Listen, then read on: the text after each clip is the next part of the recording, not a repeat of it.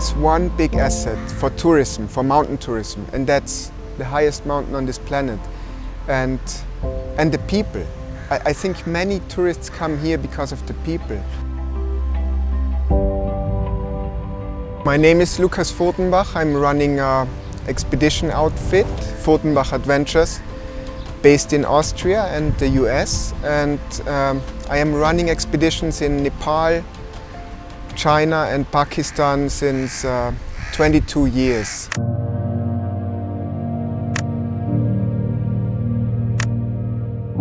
I grew up in the mountains in Austria, so I started climbing and skiing and living in the mountains from the beginning.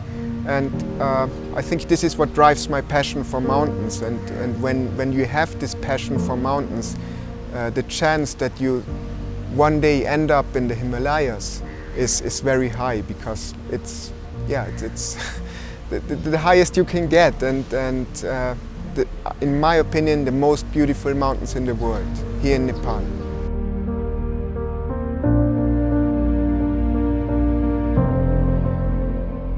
It's very simple what is the inspiring factor for me to come here and also to work here. I fell in love with these mountains. It's definitely not about the money, because if you want to earn money, you would do something else. I would have a business in Europe, in the US or whatever, if it would be about the money. But here, it's about passion.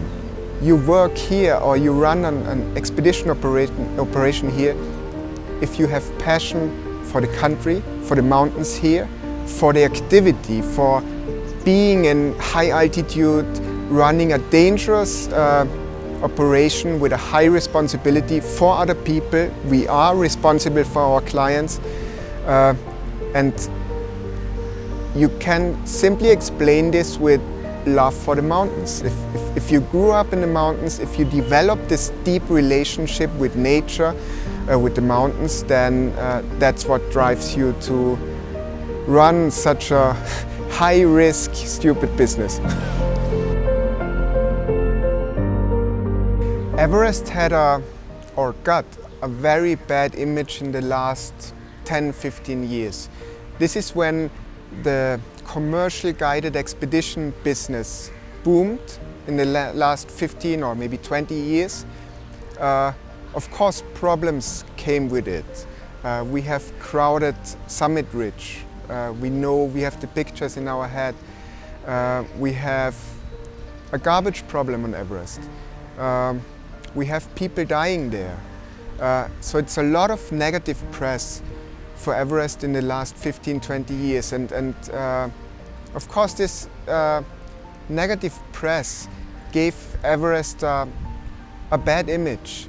But what we also see is that apart from that, we have to find solutions for the problems that Everest has, and there are problems. But apart from that, we see every drama season on Everest attracts even more people. So it's #1 priority to make Everest clean, green, and expeditions sustainable. And we can do this, we know how to. We have the best practices on other mountains in the world, on Denali, on Aconcagua, where also many people are climbing. And we found ways to manage garbage, to manage power supply, human waste, and all these things. And I think it would be easy to implement this on Everest.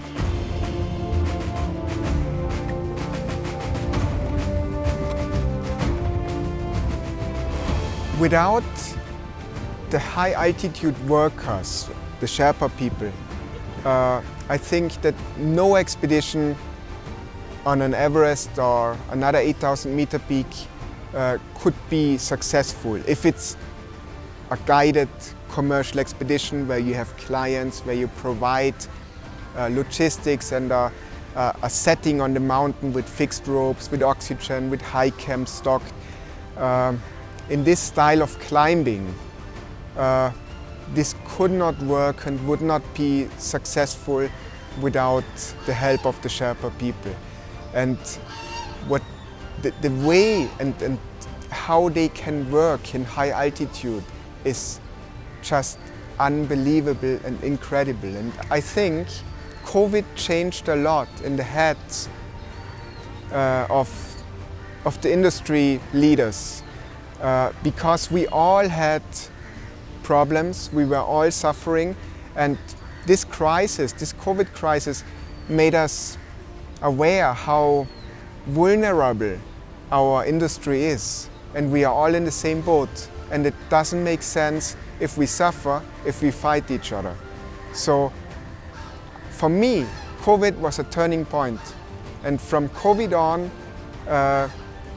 we have positive, constructive competition. We work together, we help each other, and that's the only way to go. Because even if the market is small, the market is big enough that everyone can find his place, no matter if it's a foreign operator employing Nepali people or if it's a Nepali operator employing Nepali people. It's the same people on the mountain, it's the same goal that we all have, and we have to work together.